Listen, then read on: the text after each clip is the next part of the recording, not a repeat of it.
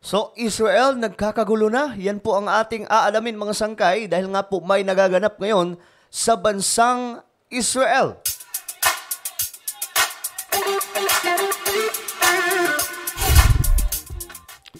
Hello, what's up mga sangkay? Magandang oras po sa ating lahat, especially yung mga solid sangkay na narito. Maraming salamat po sa inyo.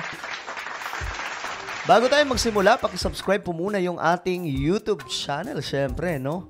Makikita nyo po yung subscribe button sa ibaba. Yung mga hindi pa po nakakapag-subscribe dyan, baka naman, no? Pindutin nyo lamang po yung subscribe, tapos i-click nyo yung bell, at i-click nyo po yung all, dahil dito nag-upload po tayo ng mga mahalagang impormasyon.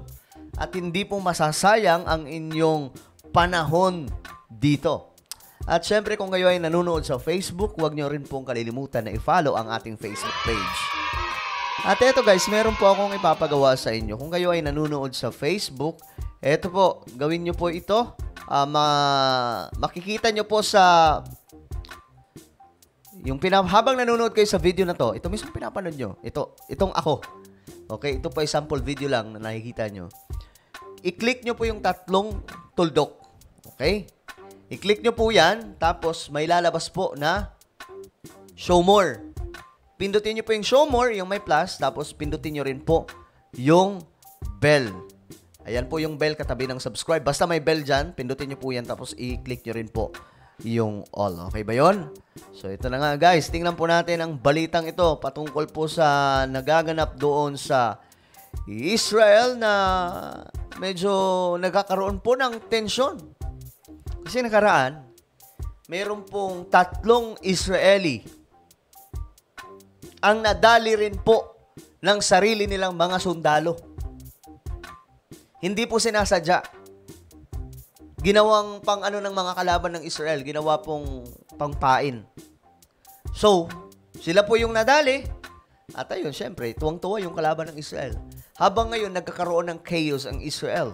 And I don't know, yung mga kababayan natin sa bayan ng ating Panginoon, pwede bang mag-comment kayo dyan kung kamusta po ang inyong kalagayan? Alamin po natin ito dahil sabi po dito, libo-libo mga Israeli nag-rally umano matapos madali nitong Israel Defense Forces ang 3 hawak nitong mga kalaban nila. Panoorin po natin. Nag-rally ang libo-libong Israeli matapos mapatay ng militar ang 3 bihag ng Hamas. Yan at iba pa sa Frontline News Abroad ni Gerard de la Peña. Pasok! Libo-libo ang nagtipon-tipon sa isang plaza na ito sa Tel Aviv sa Israel. Idinaos ito isang araw matapos aminin ng Israel Defense Forces na napatay ng kanilang mga sundalo ang 3 hostage ng Hamas.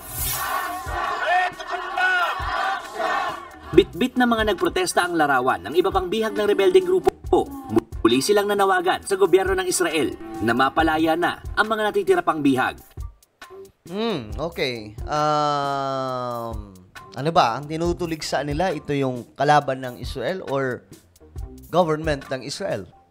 Nagpahaging si Israeli Prime Minister Benjamin Netanyahu na may gumugulong ng bagong negosasyon.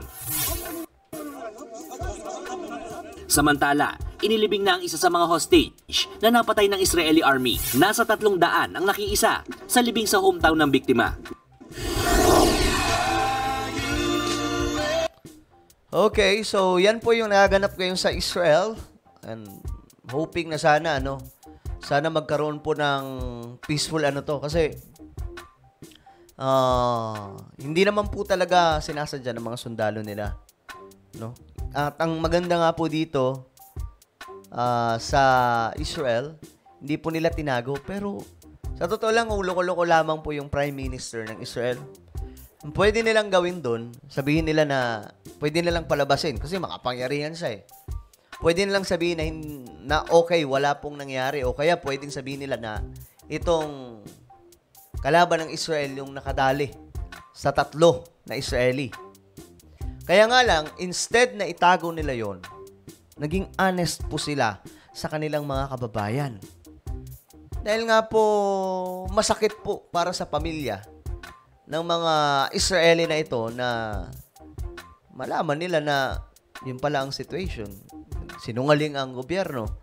Kaya sinabi na rin po nilang totoo. At sa pagkakaalam ko rin po, maraming mga Pilipino, sinasabi po talaga nila dyan, yung mga nag-work dyan ng mga Pinoy, na ganyan po ka babait itong mga Hudyo. Talagang napaka-honest po nila. Ayaw po nilang magsinungaling. Kahit po yung mga kahit po yung mga amo na po nila yun. Yan po yung isa sa nagustuhan ng mga Pilipino dyan.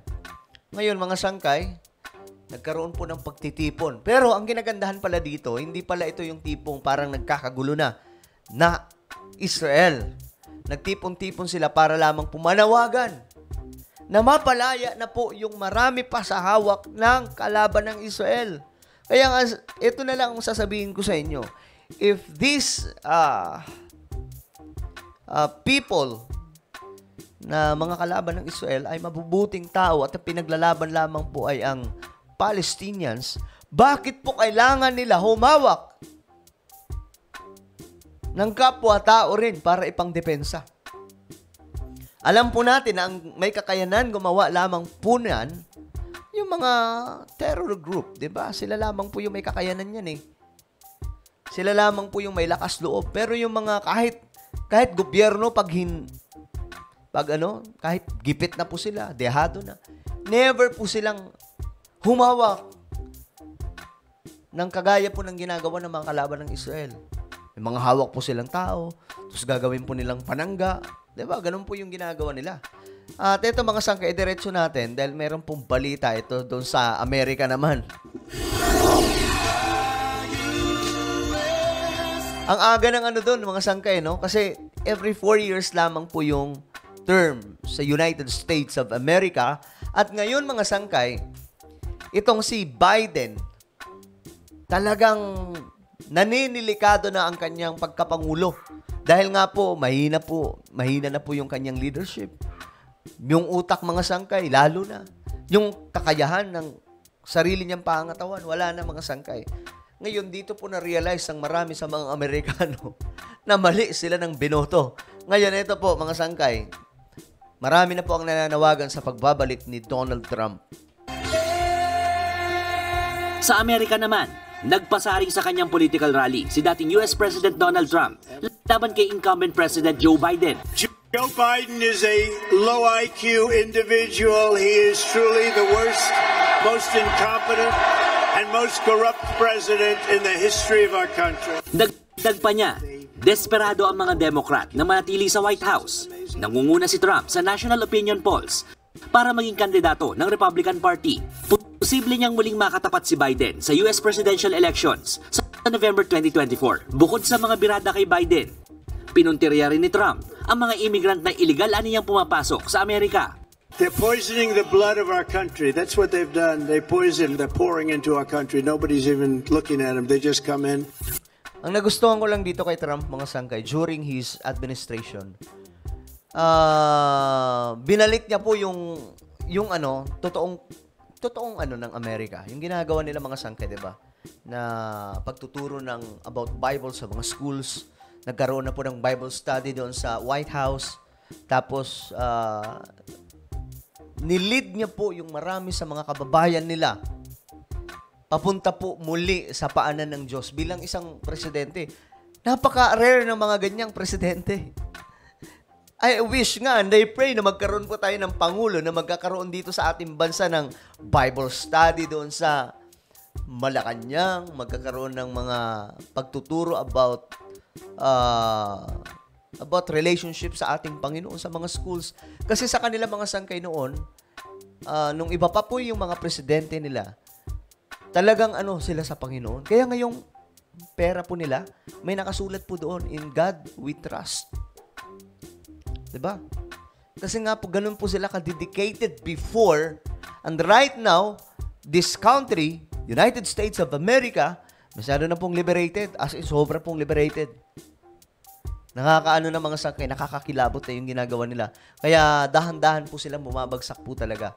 Kaya kailangan po talaga nila ng leader ngayon na magdadala muli sa kung ano po yung tunay na estado nitong United States of America. Mahigpit ang pulisiya ni Trump laban sa illegal immigration nung naupo siyang presidente. Nangako rin si Trump sa kanyang mga taga-suporta na pipigilan niya magka-World War III. Nagbabalita mo na... Okay, maganda yung sinabi niya, mga sangkay. Well, ano po ang inyong opinion patungkol po sa ating napanood ngayon?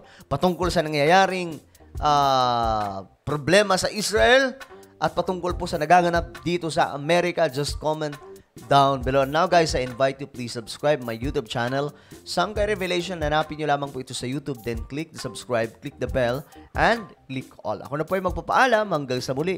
This is me, Sangkay Janjan. Palagi nyo pong tatandaan that Jesus loves you. God bless everyone.